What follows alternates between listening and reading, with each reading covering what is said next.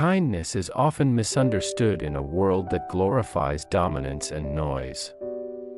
Emily's story exposes one of the most dangerous lies society tells, that gentle people are weak. Emily was not silent because she was powerless, she was silent because she chose restraint. She chose peace. She chose to believe that love, patience, and endurance could heal what was breaking.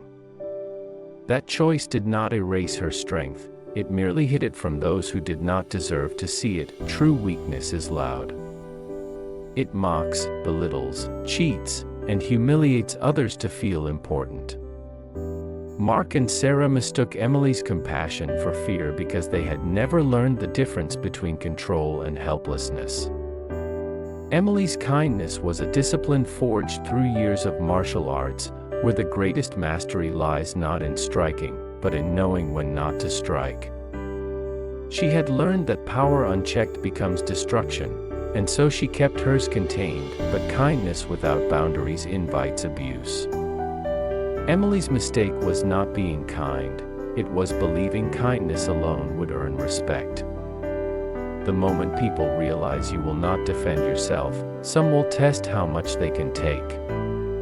Emily's silence was never surrender, it was a temporary ceasefire. When that ceasefire was broken, when her body, her dignity, and her unborn child were threatened, kindness transformed into action. The lesson is clear: being kind does not mean being defenseless. You can be compassionate and still be dangerous when pushed. The strongest people are not those who dominate others, but those who can choose peace and still unleash power when necessary. Emily didn't lose her strength when she became gentle, she mastered it. And when the moment came, the world learned what happens when kindness is mistaken for weakness. Abuse rarely begins with violence. It begins with dismissal, with underestimation. Mark didn't wake up one day and decide to hurt Emily, he slowly convinced himself she didn't matter. He believed she was too dependent, too isolated, too broken to resist. That belief gave him permission, in his own mind, to cheat, to humiliate, and eventually to lay hands on her. Abuse thrives where power is assumed to be one-sided. Sarah's cruelty was fueled by the same illusion. She felt superior because she believed Emily had no agency, no exit, no strength. That belief allowed Sarah to sit comfortably in another woman's home, drink from her cup, and mock her suffering without guilt. Underestimation creates entitlement. It convinces people they can do harm without consequence. What Mark and Sarah failed to understand is that quiet people are often observers. Emily saw everything. Every insult. Every lie. Every betrayal. While they were loud with their cruelty, she was silently collecting clarity. Abusers often reveal their entire strategy through arrogance. They talk too much. They get careless. They assume safety where there is none. The most dangerous moment for an abuser is when the person they underestimated stops believing the narrative they were fed. The second Emily realized she was not weak, not trapped, not powerless, the dynamic shifted instantly. The balance of power collapsed, not because Emily became violent, but because she reclaimed control. Underestimation is a blindfold. It makes people sloppy. And when it falls away, they are left exposed to the consequences they never prepared for. Emily didn't surprise them by being strong, she surprised them by refusing to stay small. Love is often romanticized as endurance, staying no matter what, forgiving endlessly, sacrificing yourself until there is nothing left. Emily believed this lie. She thought love meant tolerating neglect, swallowing humiliation, and shrinking herself to fit into someone else's comfort.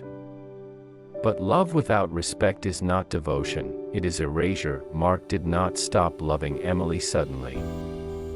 He stopped respecting her long before that.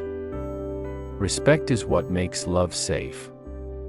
Without it, love becomes control. Mark spoke to Emily as if she were replaceable because he no longer saw her as a partner, only as a convenience. Someone to serve him, support him, and absorb his cruelty without complaint. True love does not belittle. It does not mock vulnerability. It does not invite outsiders into sacred spaces to humiliate the person who trusted you. Respect is the foundation that makes love possible. When respect dies, love rots into entitlement. Emily's pregnancy revealed the truth. When Mark saw her unborn child as an inconvenience instead of a miracle, the illusion shattered. Love protects.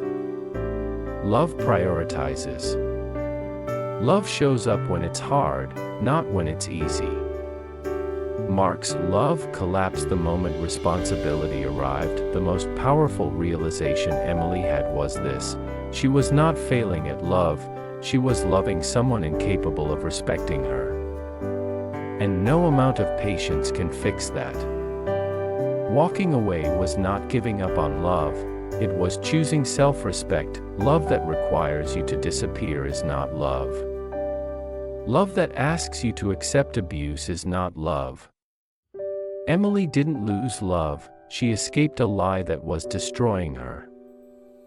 There is a dangerous misconception that self-defense, especially by women, is aggression.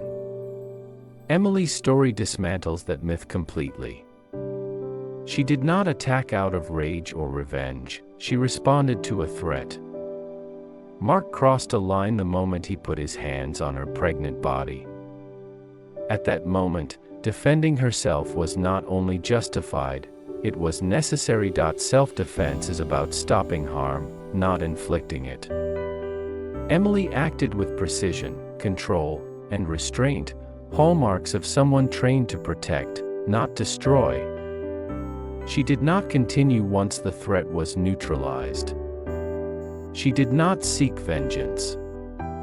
She sought safety. Society often expects women to endure abuse quietly and then judges them harshly the moment they refuse. Emily's calm clarity after the incident exposed the truth. She was not out of control, she was finally in control. The law recognized it. The police recognized it.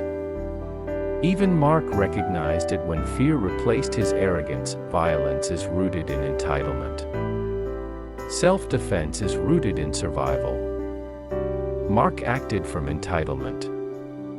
Emily acted from necessity. That distinction matters. Her pregnancy added another layer.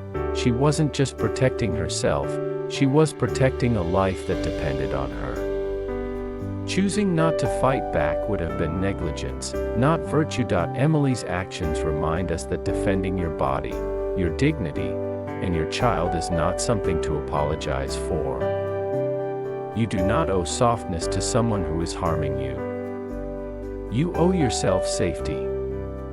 And sometimes, safety requires strength. Silence is often mistaken for ignorance. In reality, silence is frequently observation.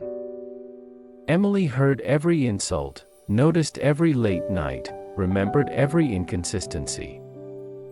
While Mark believed her quietness meant passivity, she was absorbing the truth piece by piece. Quiet people are dangerous not because they are aggressive, but because they are attentive. They notice patterns. They connect dots.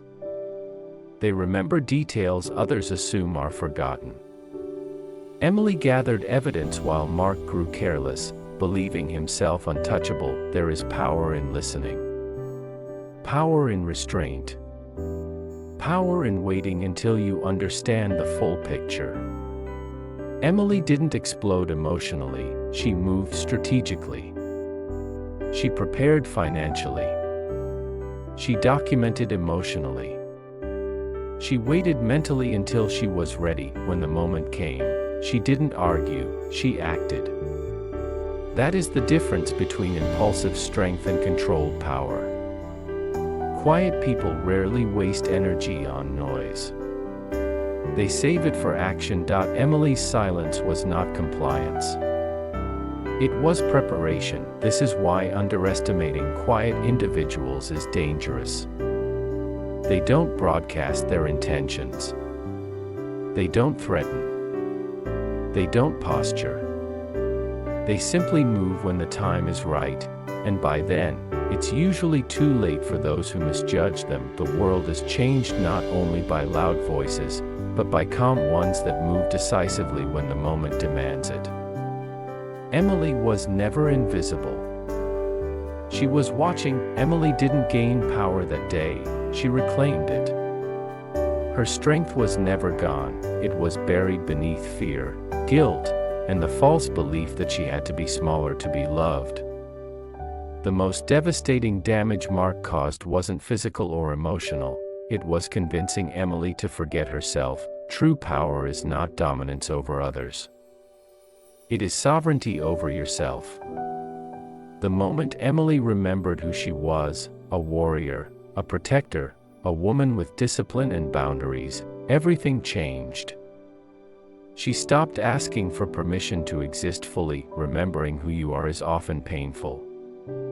It means confronting how much you tolerated, how deeply you abandoned yourself, and how long you stayed quiet when you should have spoken. But it is also freeing.